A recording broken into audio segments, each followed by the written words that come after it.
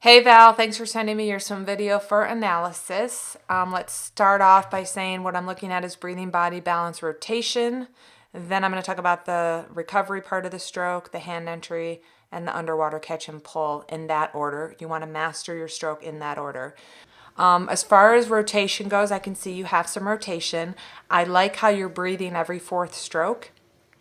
And your kick is going up and down. It kind of looks like you're kicking more from the knee down, and you want to kick from the hip flexors and quads. So you want to push more with your quads. If you're breathless, it could be because you may be kicking a little bit too much and it's not really providing you any propulsion, which you don't want to kick hardly at all. But more importantly, I think you're breathless, if you are, is because you're dropping your arm when you're turning your body to rotate to breathe. So instead of extending your arm out in front of you, hold that while you're catching your breath, turn your head down and then pull. What you're doing is turning your head and then your arms falling. So that's eventually over time, as you swim longer, that's going to cause breathlessness, and it's going to cause the timing of the three main phases of the stroke to be off a little bit.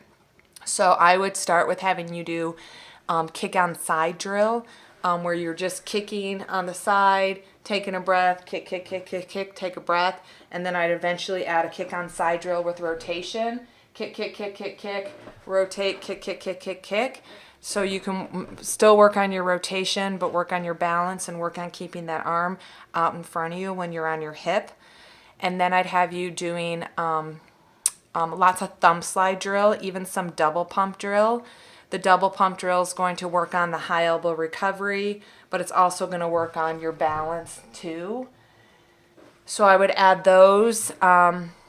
Because let's talk about recovery. Your recovery is a little bit wide, and what's going on is you're kind of struggling to get that left arm out of the water, and then you're putting it in the water with your elbow and then your hand.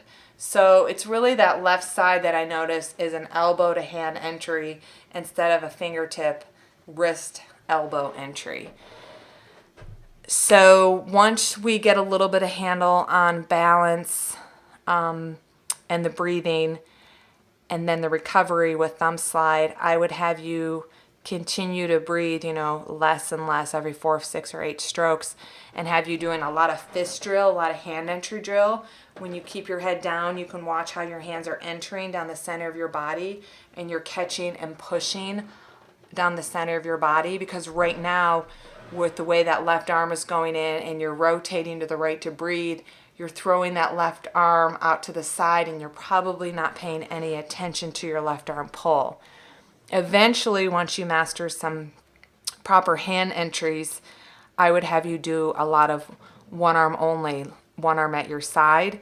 It's going to work on breathing, rotation, as well as getting arm strength. So you're pulling with one arm at a time, and then you're rotating to the side that's not breathing.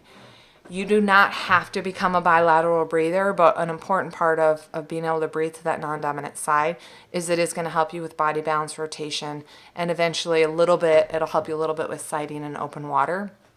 So the best way to get comfortable breathing to the non-dominant side is to only breathe to the non-dominant side. Let's not go there right now. Let's work on just listening to this video, being able to look at your stroke based on what I said, so you can assess what you're doing and make the corrections on your own.